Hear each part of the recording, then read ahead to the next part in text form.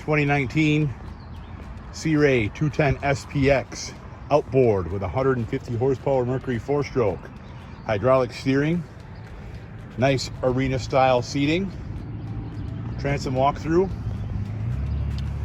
bench, bucket seat with thigh-rise bolster, glove box, snap out floor covering, huge in-floor ski locker, secondary bucket seat,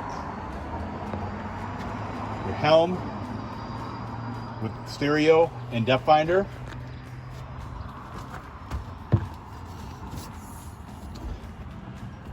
big storage,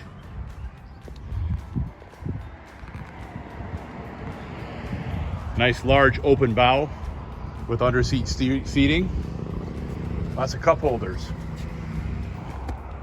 Picture of the boat with the covers off, swing away tongue.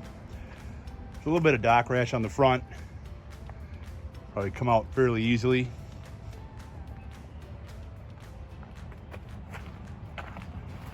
Scratch down the side, again cosmetic.